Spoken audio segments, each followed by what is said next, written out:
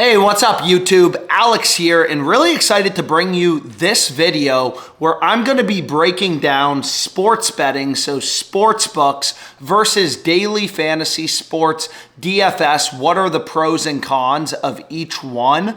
And I use both. So this year I'm up approximately $230,000 sports gambling. About half my profit is from traditional sports betting, sports books like FanDuel, DraftKings, Fliff, BetMGM. And the other half is from daily fantasy sports, sites like PrizePicks, Underdog Fantasy, Sleeper Picks. These are technically DFS, daily fantasy sports platforms. Both of them are worth getting. Obviously, I use both of them. You can make money playing both daily fantasy sports as well as sports betting. And the purpose of this video is to just kind of go through the pros and cons of each one. So one thing I want to make clear is all of my plays, both sports betting for traditional sports books like Fliff, DraftKings, FanDuel, as well as daily fantasy sports. I give out basically all of them for free on Twitter, on social media, as well as on Twitch live stream. So be sure to follow me there. And also, if you enjoy this type of content, I love making content about sharp, profitable sports betting. So if you enjoy this type of content, please like the video, subscribe to the channel, let me know any questions, of course. You can email me anytime, and also comment other video ideas. I'm always looking for new content to do in this space. But let's start out with daily fantasy sports. So there's 7 main DFS or daily fantasy sports platforms that I use: Underdog Fantasy, PrizePicks, Betr Picks, Dabble, Chalkboard, ParlayPlay, and Sleeper. I've used other DFS sites. For example, there was one called No House Advantage, and it was super profitable. I made some good money on it, and then it went out of business, so I no longer use it. But regardless, the main pro of DFS is it's legal in a lot more states. So of course, I don't know where you're currently located, but if you're in California, you don't have access to many legal regulated sports books, right? If you're in California or Texas, you don't have FanDuel, you don't have DraftKings, but you do have PrizePicks, Underdog Fantasy, and Sleeper. And again, you can make a lot of money on these platforms. I'm up over $100,000 this year playing daily fantasy sports. Most of that profit comes from Betr Picks. Last year, most of my DFS profit came from Underdog Fantasy. In 2022 and 2023, I made over $40,000 on Underdog Fantasy. But unfortunately, Underdog, they cut down my max betting limit to about $25, which is obviously not a great feeling. I used to be able to play things on Underdog Fantasy for like $2,000, but that's just kind of how it is as a sharp, profitable gambler, is some of these books are going to cut down your bet sizes.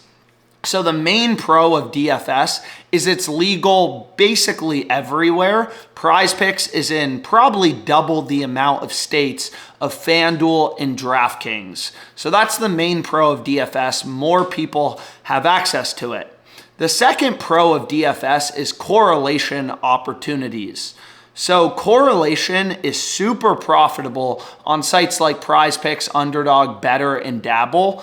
And the reason for that is they have fixed payouts. So for example, on PrizePicks, any 4-pick power play, any 4-man entry, any 4 picks you select has a 10x payout.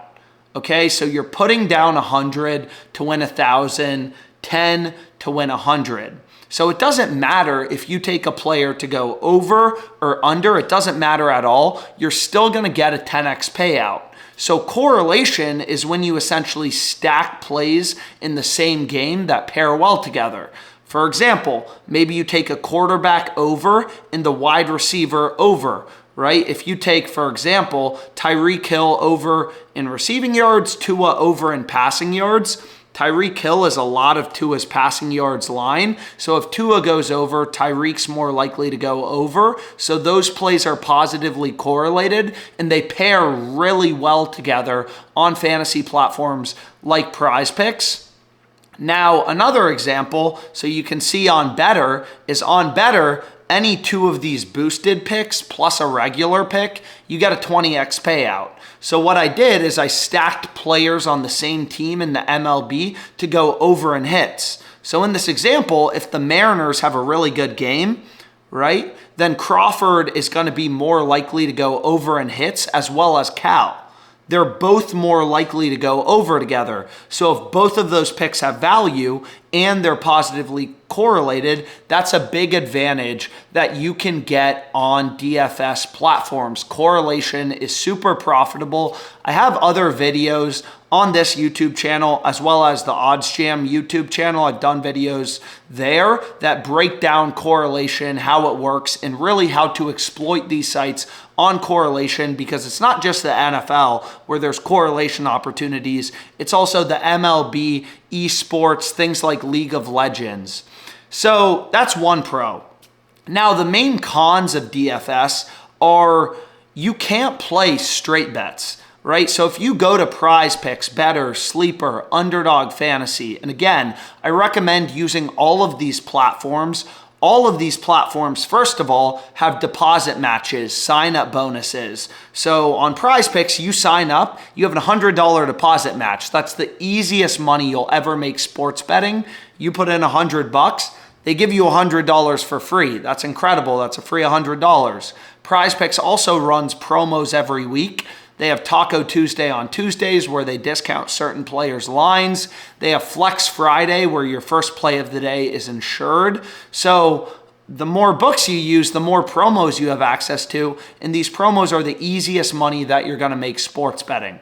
But regardless, on these DFS platforms, you need to place at least 2 picks. So you can't bet on straight bets. Let's say the only bet you like is Alvin Kamara over in rushing yards. Well, you have to find something else to pair it with on PrizePicks. So you need at least 2 picks, and that means you can't play straight bets, and your variance is going to be higher. On Betr, for example, the optimal slip type, when you kind of go through the math, and again, I have videos that break this down, but the optimal slip type is 5-man entries with a 20x payout. So you're not going to be hitting these 20x payouts every single day. You're putting down 100 to win 2,000. So your break-even win rate is 5%. If you hit 5% of your 5-mans on Betr, 5% of your plays, 1 out of 20, you're getting a 20x payout, you're going to break even. So if you're winning 10% of your 5-mans on Betr, you're going to be super profitable. And it doesn't feel like it though, because you're playing these 5-mans that most of the time they're going to lose. If you have a 10% win rate on 5-mans on Betr, you're going to have a super profitable ROI, but you're also going to have a lot of losses, a lot of bad beats, which is different than a traditional sports book. The second thing that's interesting about daily fantasy sports, sites like PrizePicks, Sleeper, Underdog, is you can't play money lines, spreads, or totals. There's no mainline markets. You can't bet on a specific team to win on PrizePicks. You go to PrizePicks, you can't take Chiefs money line. It's only player props. And again, I love betting on player props. There's a lot of opportunity in prop betting markets, but it's also, you can't bet on a point spread, a money line, a total, which are the most popular bet types. The third thing is I do think these DFS sites are more aggressive on limiting profitable customers. So for example, on Betr, because I went up so much money, I made $70,000 pretty quickly. They now limited me to $100 a day, which is insane because it's not a limit per bet, it's a limit per day. Once I place one slip for $100, I can't bet for the next 24 hours, which is insane. But there's 2 different types of DFS. There's fixed payout sites and there's variable payout sites.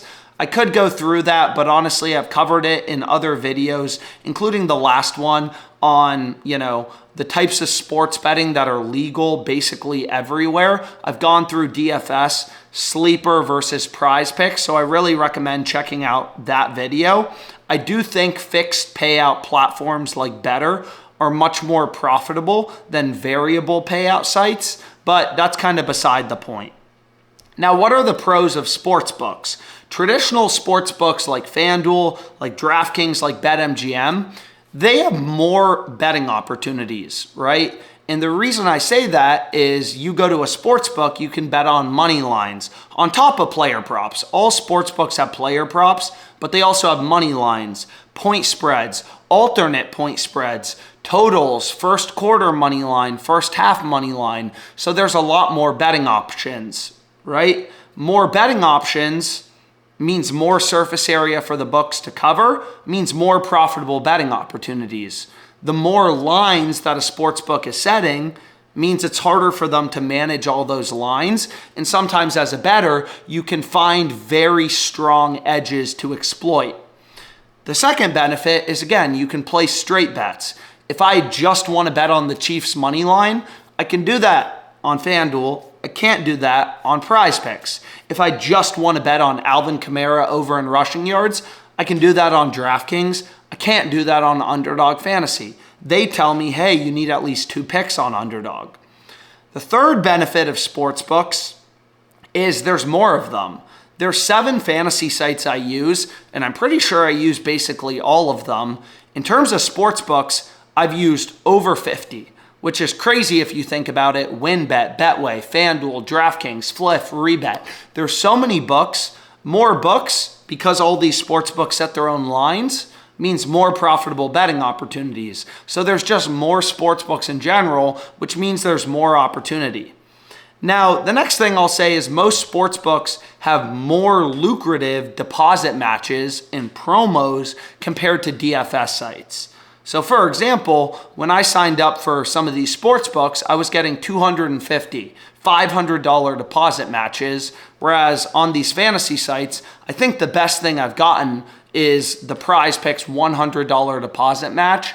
Underdog Fantasy is pretty similar, but the deposit bonuses, the promos these fantasy sites run are in general worse than sports books. Next is, in my opinion, there's more strategies you can deploy to make money on sports books compared to daily fantasy sites. And the main reason for that is because you can play straight bets. So for example, the strategy that I started with when I started gambling was called arbitrage betting. So arbitrage betting is when 2 sports books have such different odds that you can hedge for a profit. You bet the over on one book, the under on another book when they're way out of sync, and you can guarantee a profit. So this is a form of risk-free betting. You are literally making risk-free money if you're doing it correctly. It's super profitable. This is the strategy I started sports betting with and made my first $40,000. And again, you can't arbitrage bet on PrizePicks because you can't play straight bets. So you can't just hedge one bet against another bet for a risk-free profit. You can only do parlays on Betr, and you can make money betting on parlays and sites like Betr, but you can't play straight bets, which means you can't do arbitrage betting. You also can't do middle betting. So middle betting is when 2 books have such different lines that you bet the over on one book and the under on another book, and you hope the player falls in between those 2 lines. So for example, I played DJ's over 192.5, his under 209.5 on Fliff, his over 192.5 on FanDuel. These 2 books had a way different passing yards line on him. And if he had 193 to 209 yards, I would have won both bets, which is exactly what happened. Again, you can only do middle betting when you're placing straight bets. It's not going to be possible if you have to throw in another random bet. Now, the main cons of sports betting are you don't get correlation. Sports books like FanDuel, they price correlation into their same game parlays. And the second disadvantage is, again, it's just available in less states. When I go to Texas, I don't have access to FanDuel. I don't have DraftKings. But I do have PrizePicks and Underdog Fantasy. But regardless, I have started to play more on these DFS platforms because of these correlation opportunities, and also because more of them have launched. DFS has become more prevalent, these DFS platforms. Betr, Dabble recently launched. So in 2022, nearly all my profit came from sportsbooks, and same thing in 2023, whereas now it's about 50-50. But regardless, I really hope you enjoyed this video. If you have any questions whatsoever, please comment them. I love doing this type of content, and thanks so much for your time.